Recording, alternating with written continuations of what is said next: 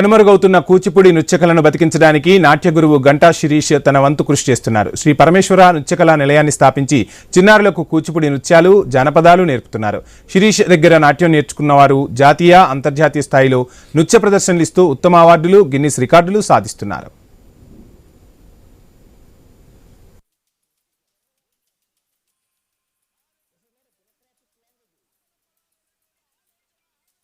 నాగాపూర్ గ్రామానికి చెందిన శిరీష నిజామాబాద్ జిల్లా కమ్మరపల్లి మండల కేంద్రంలో నృత్యకళా నిలయం నడుపుతున్నారు.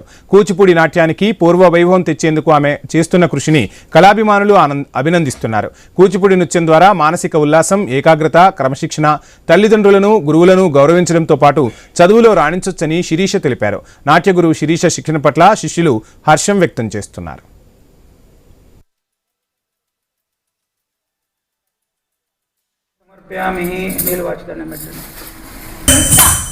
మన తెలంగాణ రాష్ట్ర కూచిపూడి నృత్యాన్ని అందరూ నేర్చుకోవాలని నేను ఆశిస్తున్నాను. ఈ కళను చిన్నప్పుడు నేను ఎంతో కష్టపడి నేర్చుకున్నాను. కానీ ఇప్పుడు ఈ జనరేషన్ లో ఉన్నటువంటి పిల్లలకి నా వంతు సాయంగా అందించాలని నేను ఈ అంతరించిపోతున్నటువంటి ఈ కళని అందరికీ తెలియజేయాలంటూ ఈ కళను నేర్పడానికి కాబట్టి తల్లిదండ్రులు సహాయంతో, సపోర్ట్ తో ఇంకా ముందుకు వెళ్ళాలని రాష్ట్ర స్థాయిలో, జాతీయ స్థాయిలో మేము వెళ్ళొచ్చాము. రవీంద్ర భారతిలో ప్రోగ్రామ్ ఇచ్చాము. ఇండియన్ బుక్ ఆఫ్ రికార్డ్ లో కూడా మాకు 11 మంది పిల్లలకి ఇండియన్ బుక్ ఆఫ్ రికార్డ్ రావడం అనేటువంటి జరిగింది. నాకు చిన్నప్పటి నుంచి కూచిపూడి నాట్యం అంటే చాలా ఇష్టము.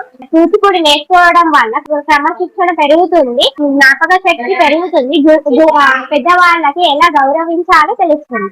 శిరీష మేడం గురువు గారు మాకు చాలా బాగా కూచిపూడి నాట్యం నేర్పిస్తున్నారు. తనకి నేను